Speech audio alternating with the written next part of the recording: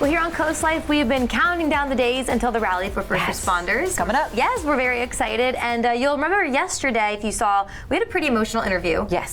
Someone on the show who is actually a survivor of 9/11, someone who was in the Twin Towers. Very emotional, and he talked about how first responders played a huge role in his survival. That's right. Like so many people that day. Today we have a local first responder and his lovely wife on the CoastLife couch because we're not done talking about the rally coming up. So please welcome, we have Mark and Kristy Rodgers on the couch. Hey, how you guys doing? Good morning. Thanks for having us. Thanks for being here. Yeah. Very excited to talk to you guys. So I love this kind of thing we're doing this week where we're highlighting first responders and their families. So first, just introduce yourself, Mark. You wear many hats. Yeah, Mark Rodgers. I was born and raised in Georgetown. I'm a volunteer firefighter. Been a firefighter for 35 years. I'm currently the fire chief.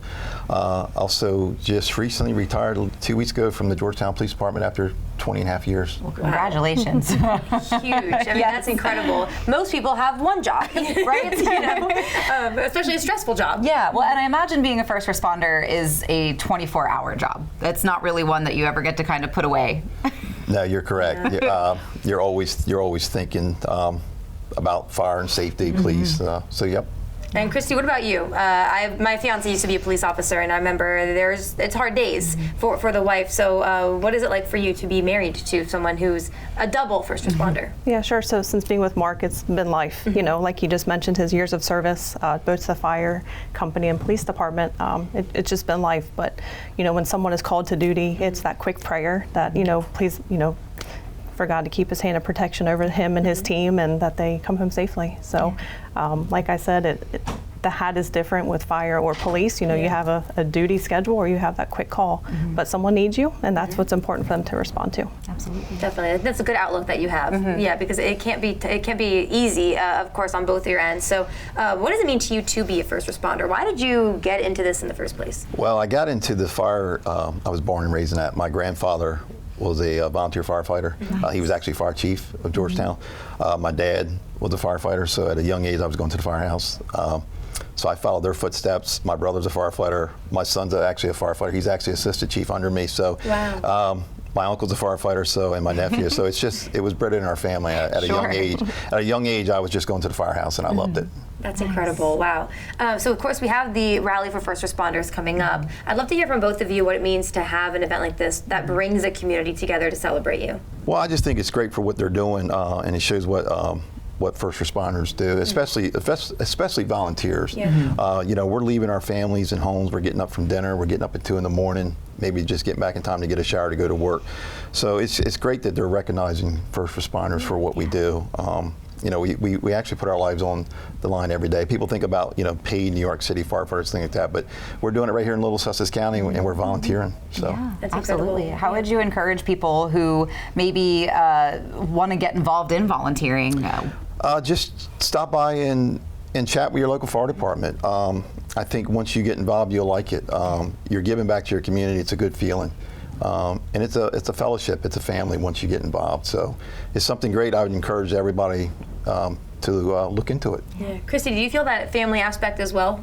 Oh, absolutely. And back to the event, you know, it's important to see the community out and giving their support because so many times I think when they're called to duty, they don't always realize that aspect. The community is watching, the community is there to support them, and so it's just great to see, be a part of. Yeah, I mean, I imagine for a lot of times, if you're a first responder, you're seeing people in the worst moments of their lives. It's hard to be, I mean, I think they're grateful, but it's hard to show just how grateful, and I think that's what Rally for First Responders kind of highlights and puts that on stage. Yeah, definitely. If someone can't go to the rally, but they want to show their support, especially maybe after watching CoastLife this week and having that reminder of what first responders do for us, what are some of the best ways that you think the community can show their thanks? Well, one way is, you know, especially the volunteer fire companies here in Delaware and especially Sussex County, donations. You know, we couldn't make it off of the public not donating to the fire service and ambulance service, so donation is one way. And even if you don't want to join, just stop by your local firehouse and get involved and just see what we do and how much goes involved into it every day. And again, a lot of it's just volunteer. Yeah, it's very eye-opening. Yes, definitely, definitely. Just kind of wrap things up, Kristy, I want to hear from you one more time too, because I know that you were mentioning, Mark, about if other people want to get involved, but do you have any words of advice for other family members or wives of first responders? Sure. patience. Yeah. You know, a lot of times you might have a family event planned or, you know, an expectation for that day, but when the fire whistle blows, someone needs them, and that's what's most important.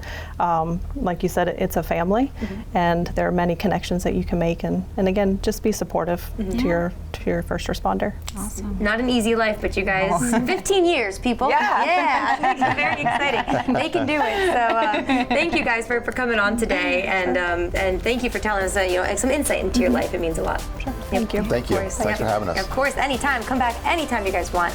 Don't forget the rally for first responders this weekend. You'll see Mark there as well as some other first responders. And tomorrow we have TJ Webb coming back on. That's right. With his wife as well. So we're not done talking about the event, but we are for right now. Yes. Because next we have to talk about the Sea Glass Festival. That's right. Awesome. That'll be when we get back.